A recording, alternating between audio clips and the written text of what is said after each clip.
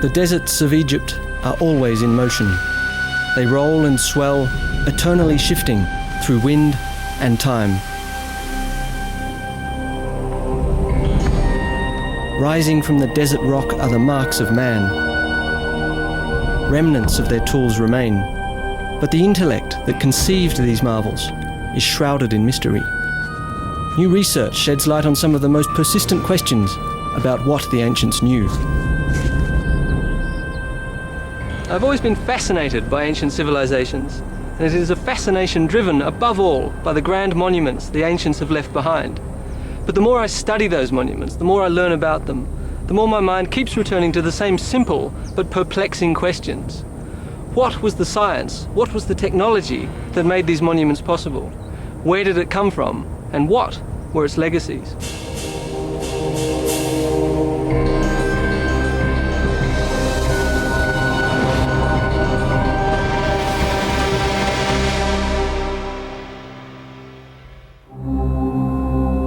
They say faith can move mountains. Well, in the case of the ancient Egyptians, it was their faith that made them move one mountain to build another. To do that, they invented not tools, but clever techniques and methods.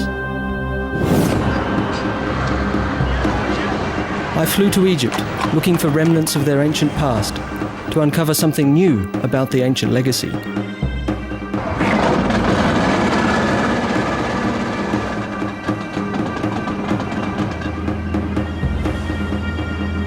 Following the legendary Nile was like stepping back in time, entering an ancient maze of mystery that has led us to the tangible examples of the ancients' knowledge and insights. The earliest Egyptians lived in a world without science, in a world full of mysteries with few explanations. Their legacy began 7,000 years ago, when they sought to harness the Nile. Every year the river flooded following the snowmelt in the Ethiopian mountains 1,200 miles away. For the most part, the flood was a blessing, because during drought time there was starvation. But the flood brought ample crops and life. Mind you, 97% of Egypt today is desert, and the Nile was and is the main source of water. Thinking about their environment, the ancient Egyptians began to develop methods utilizing nature to their advantage. Mimicking the natural basins that retained water when the river receded, they built canals to direct the natural flow even to distant fields, where the Nile left behind nutrient-rich soil once the water evaporated. The Egyptians invented the world's first irrigation system, and the Nile became the key to their success. With a lot of time on their hands to think and wonder, the ancient Egyptians detected natural rules and cycles. The predominant force in their lives was the river. In a time before the era of hieroglyphs, we know that the ancients tried to predict its flood levels by carving markers into the rocks. Given their total dependence on the Nile, the Egyptians needed a way to forecast its behavior. Eventually, they built this pit designed to trap the rising water. They developed a Nilometer, a simple yet effective method. It could take various forms, but here on Elephantine Island at Aswan, it was a row of steps with a height in cubits carved into the wall.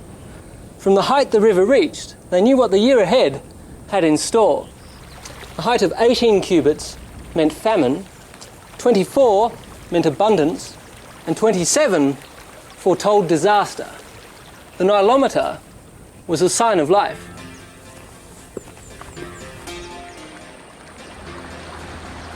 Following the cycles of nature, they formally divided their year into 3 seasons. First came the flooding season, then the outflowing season of sowing and harvest, and finally the inevitable drought that lasted until the life cycle of the Nile repeated itself. The ancients divided each season into 4 months, with the moon defining each month as a cycle of 29 to 30 days. From their Sumerian neighbours, the ancient Egyptians had already adopted a 360-day calendar. But the moon as a marker turned out not to be precise enough, at least not when it came to predicting the flood.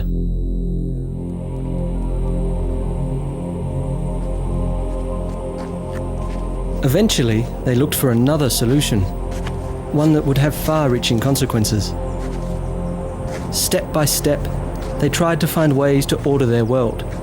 And while discovering the rules and cycles of the night sky, the Egyptians noticed a particular star. Sirius, or Septet as they called it, rose once a year in mid-July around the beginning of the flood season. From then onward, this night marked the ancients' new year, an annual cycle of 365 days, just like our year today. Their desire to divide the day and calibrate time motivated the Egyptians to create markers of their own. I went to see this 3,500-year-old marker in Cairo. Though across Egypt, obelisks like these were already in use 2,000 years earlier. Like giant sundials, the ancients could tell from their shadow what time it was. But how do you know what time it is when no obelisk is nearby? By around 1500 BC, the Egyptians had invented a portable sundial. The principle was simple. They pointed an L-shaped scale bar toward the sun to create a shadow. For accuracy, a plumb bob helped keep the instrument level. If held horizontally and pointed directly at the sun, the shadow matched the width of the scale bar. And where the shadow falls tells you what time it is. You have, in other words, a clock. For the first time in history, the ancient Egyptians formally divided the day, even though not into hours but into 24 parts, just like we do today. As they gained more insights into nature's rules and cycles, there remained one mystery to unravel. The sun died in the evening to be reborn the following day. The Nile flooded each year, its waters bringing life, but as the waters receded, there followed death. From this natural cycle, the ancients must have concluded there was more to life than met the eye. There were two sides to the coin. On this side, life, on the other, the afterlife. But there was a catch. Just as you needed a body for this life, so you needed a body for the afterlife, ideally your own and intact. And that would have a ripple effect.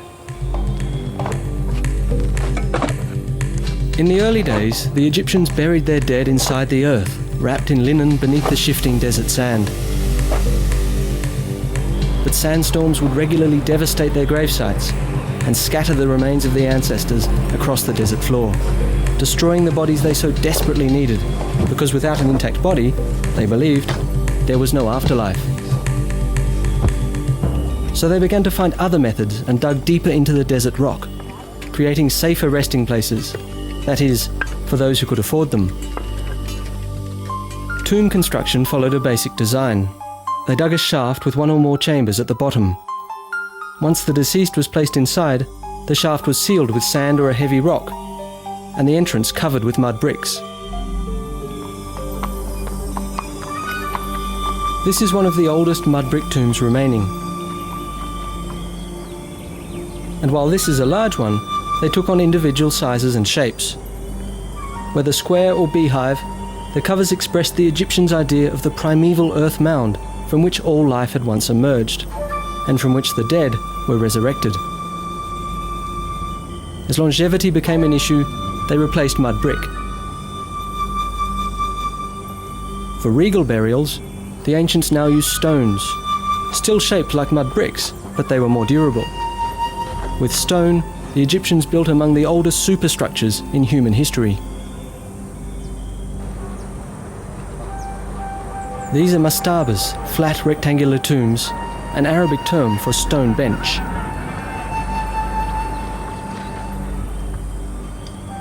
Mastabas became a mark of status. I noticed here at Giza that with time the stone blocks became larger and the tombs more elaborate.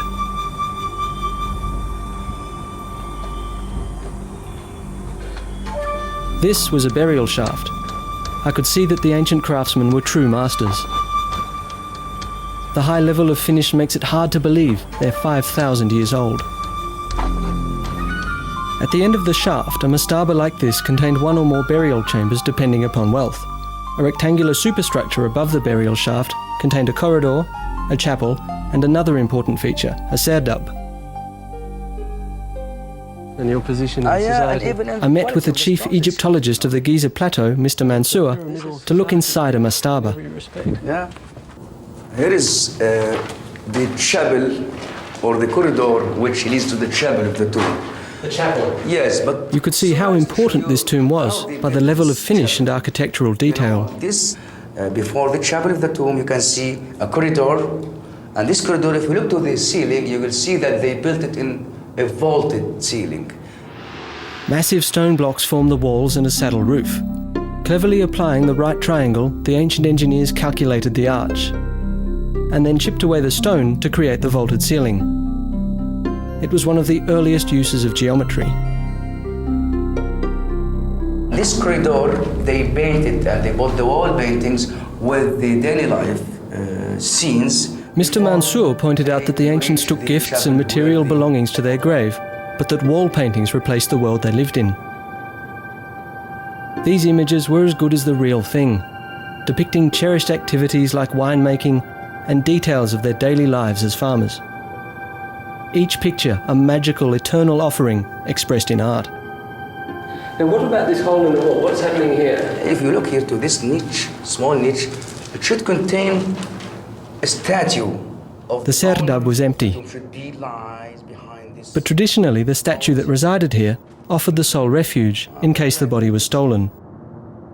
Now where is this afterlife? Here. The afterlife is here. This is the chapel, the most holy place inside the tomb. Can we have a look in? Yes, please. Now what would happen in the chapel? This is the most sacred place inside this tomb, or in any other tombs, which comprises the false door. The false door. All the chapel was built for this false door. Why is it called a false door? Well, a false door because I think the ancient Egyptians loved the images, and this is the image of a real door. Following the ancients' love of images, Mr. Mansour explained, the false door mimicked a real door through which the deceased could return to his life to visit with family and friends and receive their offerings. In an adjoining tomb, I found a powerful presence, the soul's doorway and its resident statue. Along with the soul, the Egyptians believed a person was comprised of the body, the personality, the immortality, and the name. Without an intact body, or at least a statue for the soul to inhabit, a person didn't have a shadow and therefore didn't exist.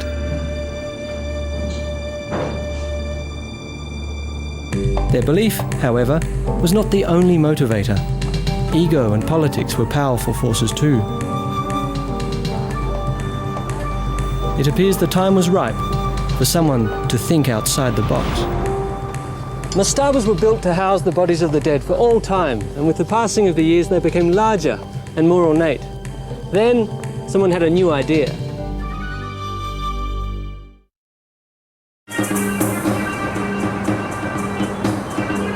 Modern Cairo today is home to 30% of Egypt's entire population. Like in ancient times, life still revolves around the Nile. And farming still remains a central part of it. The ancients used basic tools, yet they developed creative and intelligent methods, like the world's first irrigation system, to produce enough food to sustain an entire nation. But the Egyptians capitalized on yet another gift from the Nile, one that has left its permanent mark in world history: papyrus. The Egyptians invented one of the first portable recording mediums in the ancient world. To make a sheet of papyrus, they cut the inner pith of the stalk into strips. Then they'd soak them and arrange the pulp strips at right angles.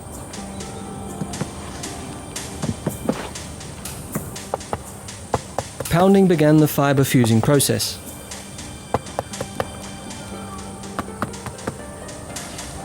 heavy weights further fused the plant cells after forcing the air out, reducing the thickness by about 75%. Air drying compressed the fibres by another 5%. Much of what we know about Egyptian tomb construction comes from papyrus records. But to appreciate these marvels, there's nothing like seeing the real thing. So I went to Saqqara, where it all began. Around 2600 BC, Imhotep, physician and architect to the pharaoh Zoser, came up with a tomb that was fit for a king. He had cared for the pharaoh's body in this life. Now he built him a home for the afterlife. Imhotep was considered a genius because he took mastaba design to the next level, literally, sparking a whole new era.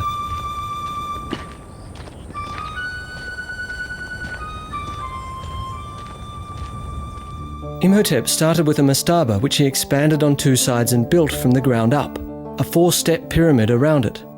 While he was at it, he superimposed another even bigger construction over the first, until he had created a tomb with 6 steps, reaching over 200 feet into the sky. The subterranean chambers he connected by a 3.5-mile-long maze of shafts and tunnels. Really unbelievable if you think about it. We have no record of what went on in Imhotep's head, but his innovative design really speaks for itself. Had he not created an image of the sun's rays? Or was it a staircase leading Zoser's soul heavenward towards his afterlife? Imhotep's step pyramid stunned the ancient world, and Zoser's tomb became Egypt's first pyramid.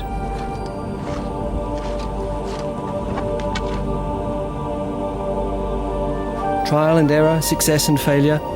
Whatever learning curves Imhotep's successors underwent, we don't know. Fact is, he sparked a whole new trend. How many attempts failed, we'll never know. Half a century later, either King Huni or King Sneferu took pyramid design to new heights. Experts don't know which one was responsible. To build higher, they experimented with a square base at Maidoum. But the sky was the limit, and after relocating the gravesite to Dahshur, Sneferu started a new, even more ambitious project. At first, it seemed to work. Except 1/3 into the construction, Sneferu's ambition was curbed by the slope. One theory is that the tremendous static weight may have caused cracks on the interior walls. So they lowered the angle, earning his project the name Bent Pyramid. Experts believe it was because of this imperfection that Sneferu ordered a new pyramid. Talk about ambition and determination. For the Red Pyramid, they copied the square base and the new angle of the Bent Pyramid for overall better proportions. It may look like trial and error, but over time they learned to carefully calculate their constructions. The Rhind Papyrus dates from 1650 BC. While it's a copy from an earlier document, it may still be older because the era of pyramid construction had ended around 150 years earlier. It's a 15-foot-long scroll. This part shows that the ancients came up with a formula to calculate the perfect proportions of a pyramid, and that they had a basic understanding of the principles underlying the Pythagorean theorem 1,000 years before Pythagoras was even born. What Sneferu had created was the first true pyramid. 4 equal triangles on a square base. Now I wanted to see how they had solved the weight issues of the interior.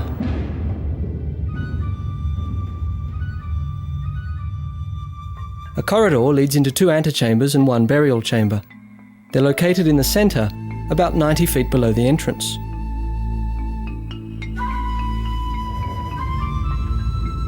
Given the size and weight of these blocks, the precision with which the Egyptians set them is really impressive.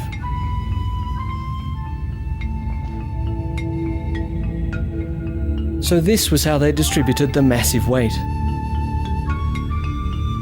They built what architects call a corbelled ceiling. This one is over 40 feet high. Each tier projects out just a few inches from the one below until they meet at the top. Wow! Then, the corridor ascends for a few yards, leading into the burial chamber. Here, in the middle of the pyramid, you've got millions of pounds of rock all around you. It's like you're buried alive.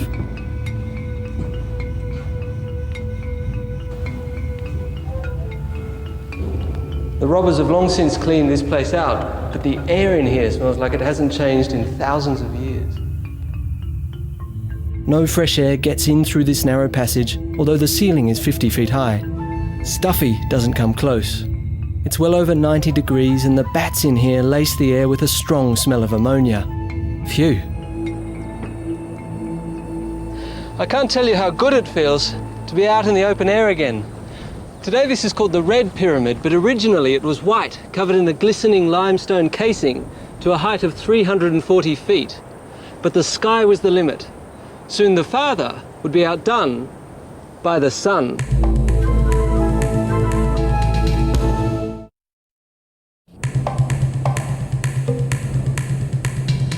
You may know the expressions, if you can dream it, you can do it, and that only the sky is the limit. When I visited the ancient sites of Egypt, I saw just how true these aphorisms were a long, long time ago.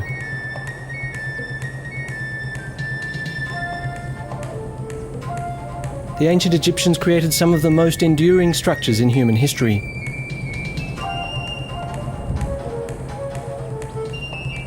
Especially once they mastered the 6 major construction aspects that are consistent for all 80 or so pyramids they built. The first principle is the square base. To get a perfect square, they marked the 4 corners of the pyramid, something they probably did with strings. Precision is important, because if the sides aren't exactly even, you'll run into problems higher up. In a second phase, they built a rough, stepped core, like here at Giza outside Cairo, where it's possible to see the various layers. Much of what remains today is this core. This one is the biggest pyramid of them all. It is the tomb of Pharaoh Cheops, who ruled Egypt in the middle of the 25th century BC. Rising almost 500 feet above the desert floor, this was the tallest building in the world for nearly 5,000 years. Nobody knows exactly what their techniques were, because over time the traces of their construction methods have been erased, eternally sparking new theories. The third feature is the location and orientation of the pyramid. Since King Sneferu, all pyramids now faced east-west, equating the life and death of the king to the rising and setting sun. Orienting the pyramid in the right direction seems to have been no problem for the ancients, because the mean error on most pyramids is less than 1 degree. Selecting the location also included the aspect of sufficient construction material. For the foundation and the inner core, they used as many limestone blocks as possible from the immediate site. Experts have done the math. A pyramid like this required nearly 2.5 million stone blocks, a virtual mountain.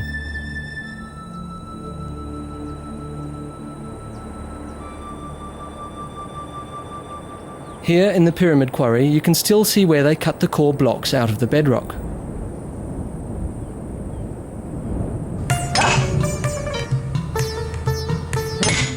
Even today, quarrying is hard work and takes a lot of muscle, both human and mechanical. The comparison between our modern equipment and their techniques makes their accomplishments appear even more amazing. At an ancient quarry in Aswan, in the south of Egypt, I came to appreciate their determination.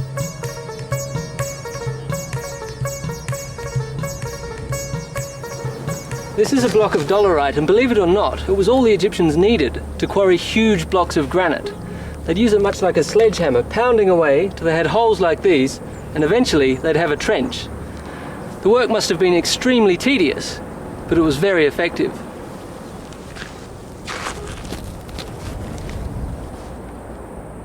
It's just a question of doing the work and other people hauling the blocks away to the pyramid site. I met with Dennis Stocks, an expert and author of a book on stoneworking technology in ancient Egypt. It's a question of a grid pattern to isolate blocks ready to extract them to put into the pyramid. He explained how they moved these blocks to build the pyramid core. Given the different sizes, they probably used various methods. In some cases, they probably dragged the blocks, while in others, they used sleds and wooden rollers. With simple wood levers, they most likely set the larger blocks in place.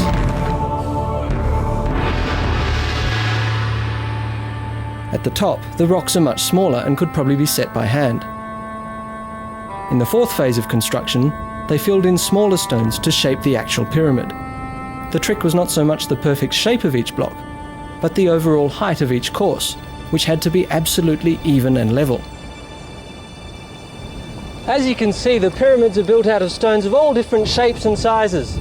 Some as large as a truck, others the size of a fridge, all fitted exactly together. But as if that wasn't hard enough, the builders had to maintain a constant angle from one course of stones to the next. Only that way could they give the facade the smoothness of a piece of glass and maintain the angles with a razor-sharp precision.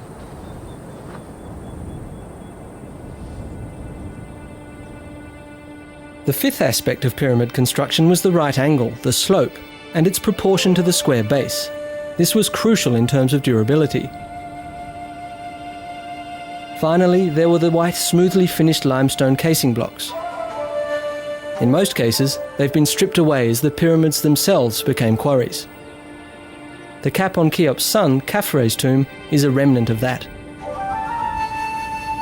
I knew that Dennis had done some research on the casing blocks. I met him at the Pharaonic village in Giza, where he'd set up a workshop to demonstrate ancient stoneworking techniques. When I arrived, Dennis was just setting up a limestone block. Very good, thank you. The tools he prepared were surprisingly simple. I was curious to see how they'd used them. Jack, come and have a look at this over here. What have we got here, Dennis? Well, this block of stone is similar to the type that they would use in the Great Pyramid, particularly for the casing blocks. How did they get the block smooth enough to serve as a casing? Well, to start to get it smooth, we would use a tool like this. This is a copper chisel, and the copper came from copper ore, which comes from the Sinai. Dennis told me that the ancients used three naturally occurring materials: copper ore, flint, and sand. From copper ore, they made chisels, adzes, borers, and drills. I always thought that copper was a very soft metal. How can you cut stone with copper? Now the secret with this is that it is hammered cold, not like a modern steel chisel, and that hardens the edge if it's left to cool naturally. Okay. And then you can cut the stone? Yes, it's quite simple to do. You just get the chisel, put the edge on, and then gradually chip away by altering the angle of the chisel in order to get a clean cut along the stone. And that gives you a cut that's smooth enough to build the casing stone? Yes, eventually you would get it quite flat. But then there's another technique they could use, which is using a flint scraper. Has a sharp edge along there and can be used like this. Just angle it at the stone and gradually scrape away the high points like so. Now, Jack, why don't you have a go yourself with this? Oh, it's quite soft, isn't it? Yeah. So you can really just... And so with this thing, you just even away all the rough edges. You can gradually get that even down until you get a smooth surface. Polishing is one thing, but how do you know when you've got the finished product? How do you know that your surface is absolutely flat? Well, let me show you. First of all, they needed an accurate tool to test the surface as to see whether it was flat or not. Mm-hmm. Really, what it amounts to, if you just hold that for me, Jack, and stretch that out tight on the surface like that. Mm-hmm. Now, what this is, are three rods that are all the same length. Now, this is extremely important, so that when the string is taut, you can check underneath the string with the rod to see if there are any high spots, like so. So if we touch the string, we know that there's a bump right there. Yeah, if the string lifts up like that, you know that there's a bump. Unbelievable. This technique was really clever, but if you think of the millions of stone blocks that required such detail, I was sceptical as to how effective it had been in the field. So I challenged Dennis to a little experiment. If we walk along this way, you'll see that blocks are in a line and they seem pretty level with each other. How did they keep them so level? Well, they had to use a means of testing them. So we'll test them and see how good they are. Let's use the old levelling tool again, Our old friend. the rods and string. Yes. You place your end on that block there, and I'll try this block here. And we'll try your block first with the testing rod. Oh, So that's brilliant. pretty good, isn't it? Pretty perfect. That's yeah. good there, but this is the bit here. How's this level here? Oh, yes. You've got to have nothing but admiration for them. So they've got it exactly right. Absolutely right. So the blocks are level. But that wasn't enough. For the pyramid to remain stable, the blocks had to be horizontal. Dennis had brought another ancient tool. Now, we can use this A-frame to check whether the block is truly horizontal.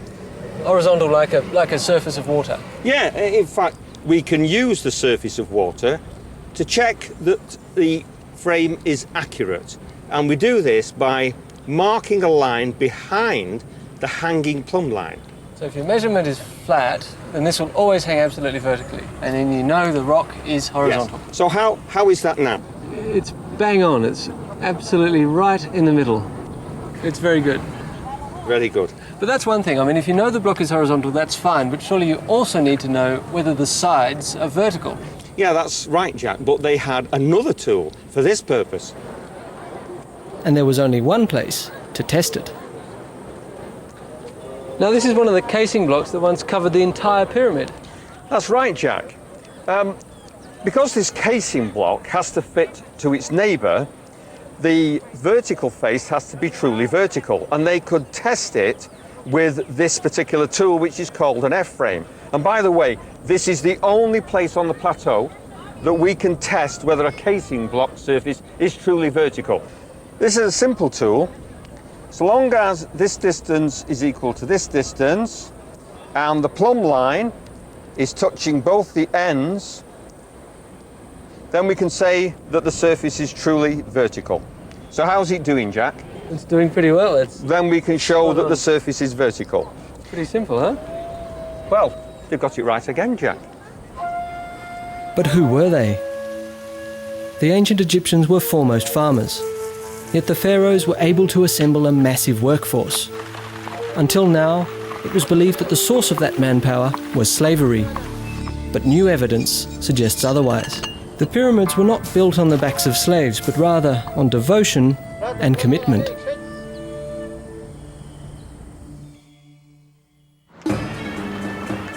Today, Aswan, the ancient capital of Nubia in southern Egypt, is a destination for all who are eager to explore the Nile. In ancient times, Aswan was first and foremost the source of special stones for a special purpose inside the tombs.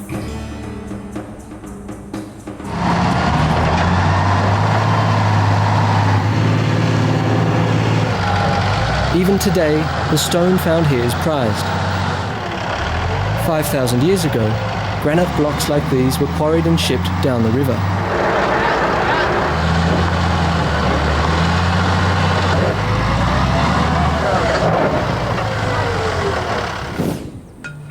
While the quarry gangs toiled away, moving one mountain to build another, other crews worked here at the Pyramid Harbour. It was called a harbour because it was, believe it or not, full of water, connected by canal to the Nile. It was a scene of heaving activity, like a modern container port. For it was here that all the fine stones arrived by boat. Here the stones were unloaded and then hauled up the hill to the pyramids.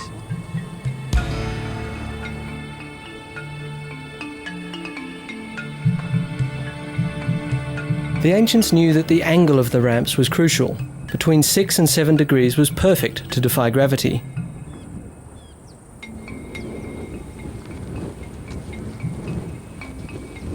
From the harbour, the stones were loaded onto sleds, which were then hauled up the hill, lubricated with powdered lime and water, reducing the friction by 90%.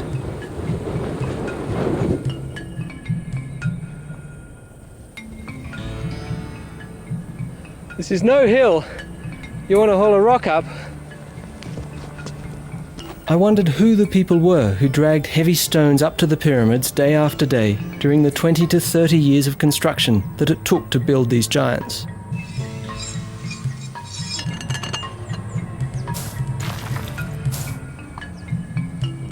So I went to the foot of the Giza Plateau, where a graveyard is being excavated. It is the resting place of those who worked on the pyramids nearby. The graves provide a glimpse of the workers' lifestyle and hint at the social and economic importance pyramid construction held for the entire nation. Dr. Hawass, what do the tombs tell us?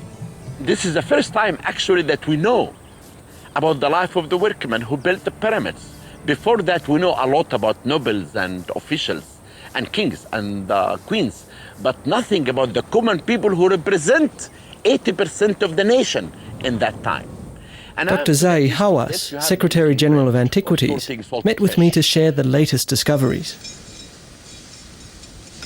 How was it that the Egyptians managed to get so many people working on such a colossal enterprise? Was this a system of forced labour, of coercion, or was it more a system of cooperation? You have to understand one important thing, that the pyramid was the national project of the whole nation, the whole country.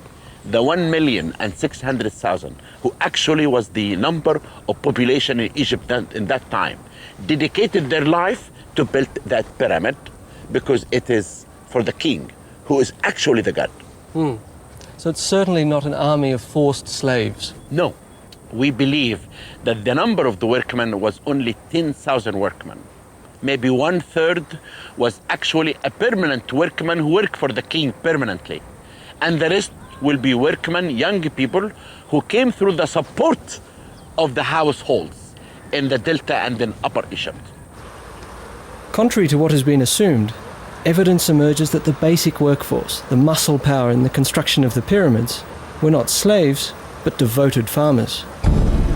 Every family had to send their share. You know, like today, if you go to any village in Upper Egypt or Lower Egypt, they do like the time of building the pyramid. If you try to build your house, you'll find that every day, every family in the village will bring you food. Building the pyramid was the same like this. What about the Nile and the annual flooding that occurred? Did that affect the work on the pyramids? It does, but it helped in working the pyramid because when the flood completely covered Egypt, there is no work for anyone. What you've described here is really a small city. 10,000 people is a lot of people. How did they organize that? A crew consists of 2,000 workmen. And they divide the crew to 2 gangs.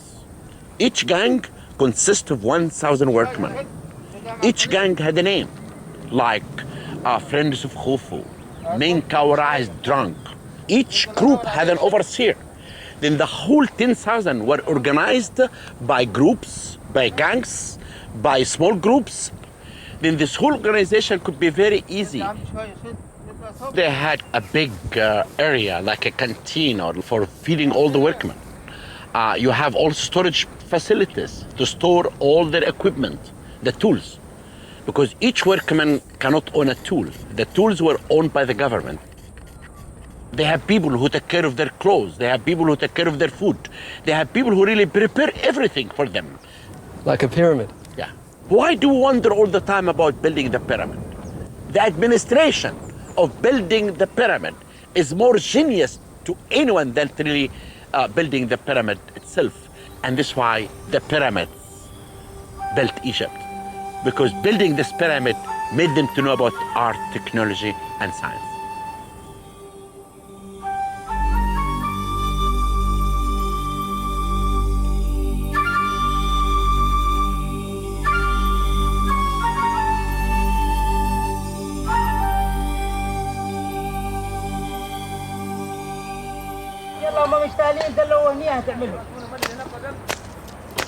I came to realise how much of what the ancients knew reverberates across time while walking through modern Aswan. I happened to pass by a construction site where the techniques were strikingly similar to the ancient methods. Simple tools, muscle power and knowledge passed down for generations were all they needed to encase a slope. Strings are still used to keep the surface level. There, like a slice out of time, I saw what it may have looked like thousands of years ago in ancient Egypt. The Egyptian faith in an afterlife spurred not only science and technology, but commerce. Like modern Cairo, the workers' village required a huge amount of supplies on a daily basis.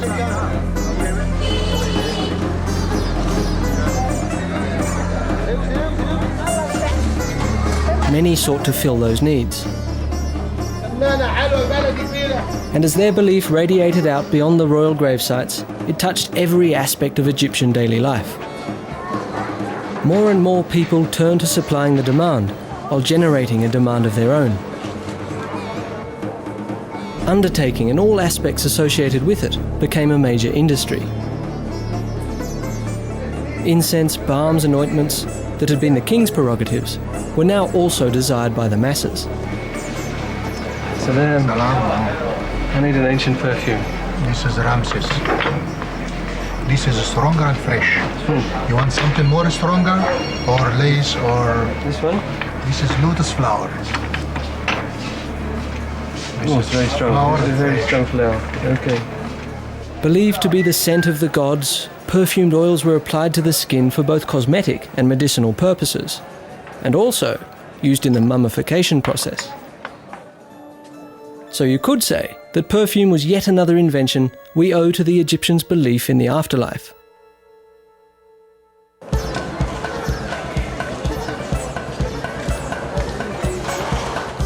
They also created one of the world's most enduring fascinations.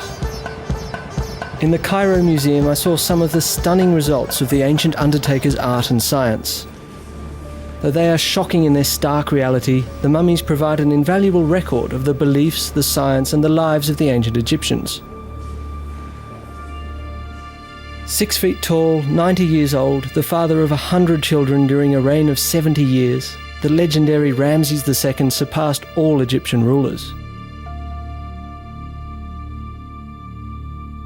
The mummification process during Queen Nedjemet's time included the tucking of natron, a naturally occurring salt, in packages under the skin and into the body's hollows. When she was found and transferred up the Nile to Cairo, the natron that had once dehydrated her body absorbed the moisture on the river, causing her dried skin to burst. King Seqenen-Ra's mummy tells of a violent world which he left following a head wound sustained in battle. Amenhotep I, his grandson, is resting in a shroud adorned with flower garlands. Just like today, flowers were a token of love. The mummies tell us that the Egyptians set broken bones, performed amputations and suffered, like many of us, from arthritis. These silent messengers bear witness to a mastery of technology and an astonishing depth of knowledge.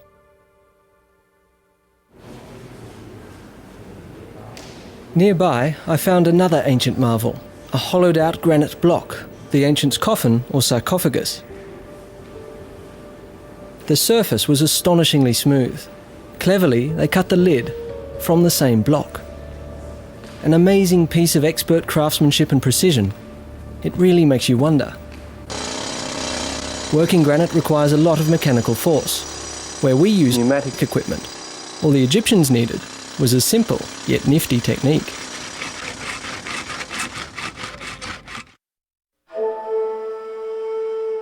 The barren environment of the desert inspired the ancient Egyptians to create colourful images, be it for this life or the afterlife. In their world, flowers took on a special meaning. Records from 2200 BC show that it was in ancient Egypt where the first ornamental gardens were created, more than 1500 years before the fabled Hanging Gardens of Babylon.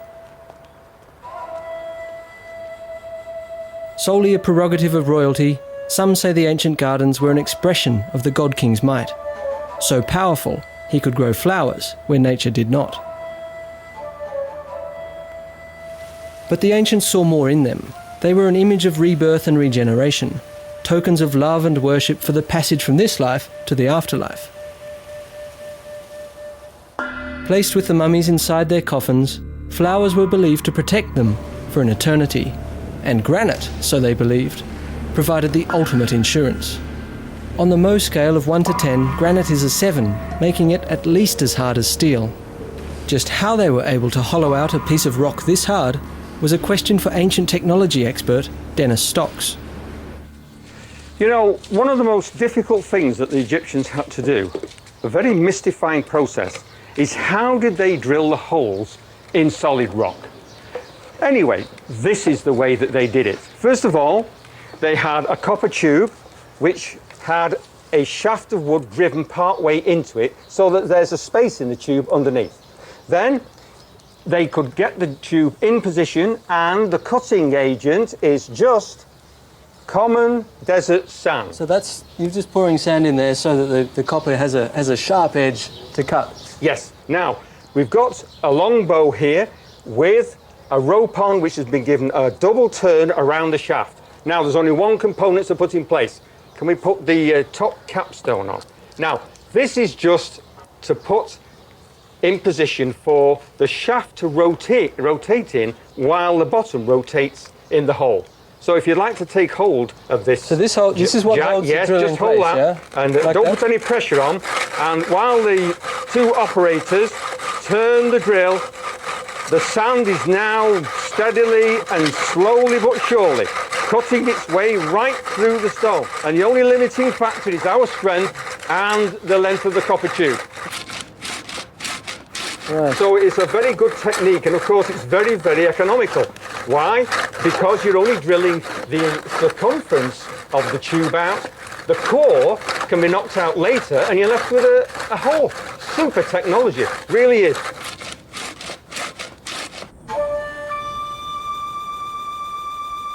With basic tools but masterful application, the ancient Egyptians created world wonders.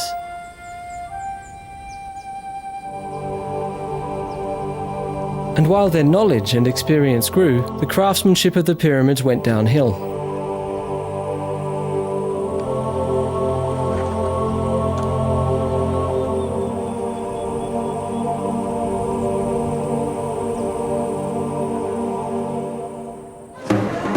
As industries expanded and diversified, social classes emerged that were no longer dependent on the royal family. Some historians also believe that wars, famines, and a power shift to the south contributed to the decline. But it took another 1,000 years before the ancient Egyptians were dealt the final blow. A new faith arose, and while it also acknowledged the concept of a life after death, it argued that you didn't need a body to enjoy it. Christianity swept through Egypt, followed by other religions, erasing an over 3,000-year-old tradition in only a few centuries, eclipsing a culture and a lifestyle that had been shaped by the pyramids. In their quest for an eternal life, they leave behind a legacy of basic geometry, rudimentary science, and seminal technologies, preparing the ground for intellectual growth elsewhere. When we think of the great intellectually and scientifically advanced cultures of the ancient Western world, we tend to concentrate on Greece and Rome. But both cultures achieved their greatness thanks in part to what the ancient Egyptians knew. Their knowledge did not remain trapped in these desert sands, but spilled out into the wider world, beyond the shores of the Nile. From where it eventually reached us, reminding us, in light of our own achievements in technology and science, that we stand in awe on the shoulders of giants known as the Egyptians.